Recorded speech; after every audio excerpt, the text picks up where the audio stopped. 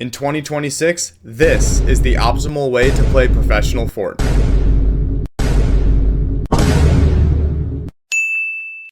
Fortnite recently changed one of the core competitive mechanics, Storm Surge, and now how it works is if you've done less net damage than other players in the lobby, which means the damage you have dealt minus the damage you have taken, you take damage from Storm Surge unless you can get above the threshold. This has had some questionable outcomes on gameplay to say the least, where players have little reason to shoot at each other, which hasn't made for the best viewing experience. But to understand how we actually got to this point from a game design perspective and how these problems could be fixed, we need to look back at the original intentions behind Storm Surge and how we ended up here. Back when Fortnite Competitive was first coming out, it was a pretty janky experience to say the least. Bang! Bang! Bang! Bang!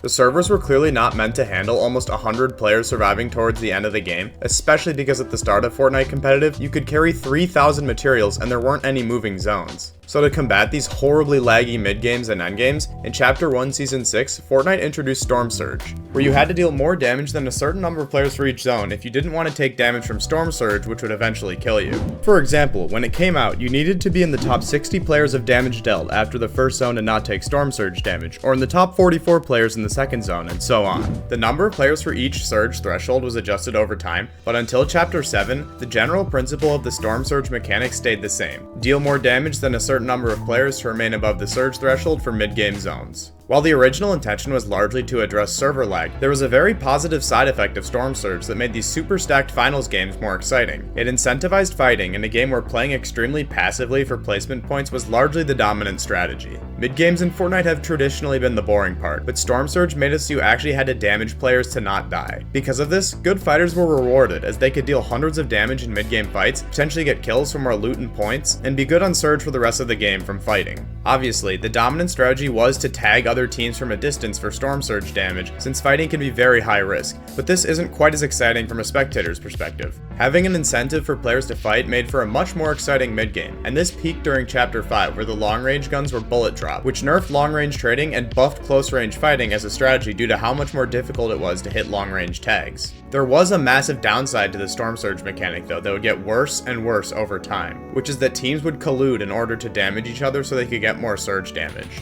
In a pro lobby, getting enough surge damage is really difficult, and since you don't lose very much from taking damage, only extra heals, players would collude with each other to shoot each other while not killing one another to get their necessary surge damage. The first major occurrence of this was in Chapter 2, when Bucky and Creo traded damage each game with Slacks and Keys in FNCS matches. They were able to use the extra shield around Slurpee to get their health back, and were able to consistently get over surge from this. All players involved were banned for 60 days, but this was a major occurrence from two very well-known teams, and there was no way to know how much of this had gone under the radar. Over time, this problem only got worse. Teams would trade damage in a low-key manner, and Epic didn't enforce bans for doing this, until it essentially became a mainstream strategy. By not banning players who did this, since it's so difficult to enforce a rule like this, since there's a fine line between what's colluding and what isn't, Epic essentially set a precedent that trading damage for surge was okay.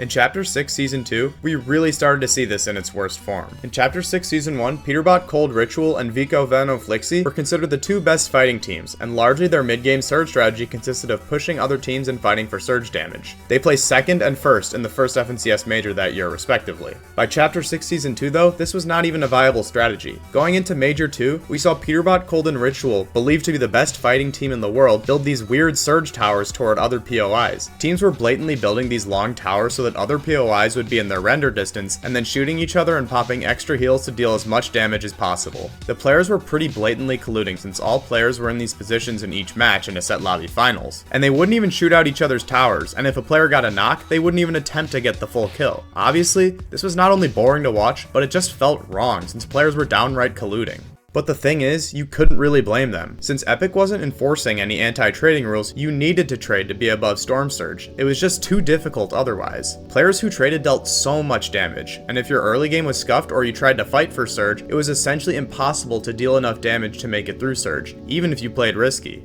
Obviously, at this point, Epic had enough of this, So on October 1st, 2025, they announced they were making a change to how Storm Surge worked. Storm Surge would now be based off the damage you dealt minus the damage you take. The thresholds would now be based off the net damage you've taken or dealt, instead of solely just how much damage you've done. This instantly solved the problem of trading. You can't trade anymore, because either both teams do an equal amount of damage to each other and just waste their heals, which would put them at 0 surge, or one team would have negative surge while one team would be positive, which would not be the mutually beneficial relationship we had previously seen. There was a big problem with this though. Because taking damage was now in the surge calculation, getting hit at all was such a huge setback for your game that it made fighting way too risky. There are times where you're able to win a fight but have dealt less damage than the opponent, which would cause you to have negative surge. On paper, winning fights should be incentivized by surge, but unfortunately this could actively hinder your game. Taking damage is such a huge negative that the main goal started to become to not get hit instead of hitting other players. Here's an example from the EU solo series from Gonzo. Gonzo landed at the mountain on the north side by Clawsy Lodge and looted up. In the first 12 minutes of the game, Gonzo hit 3 tags, which put him about 200 above surge, since some players were so far below surge from getting damaged by other players.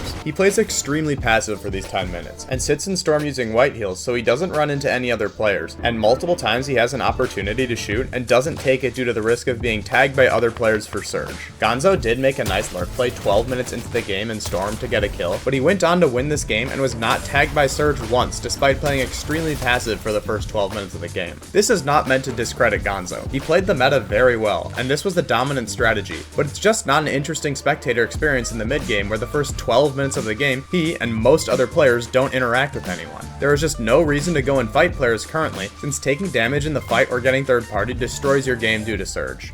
But is Fortnite planning on making changes around keeping the mid-game uneventful? Fortnite recently announced in their Discord that they would be speeding up how quickly mid-game circles close, but only to pubs currently. But at the end of the patch note, they mentioned how these changes have not been made to competitive yet, but they plan to potentially include them in a future update. So instead of trying to make the mid-game more interesting and competitive, are they just trying to increase the speed of the game so that there's less boring mid-game overall? In a way, this could be good, but I think we can all agree that an interesting mid-game with fighting is better than just shortening the very boring period of the game by like 2 minutes. But maybe they don't have the intention to fix it, rather use this solution to put a band-aid on the problem.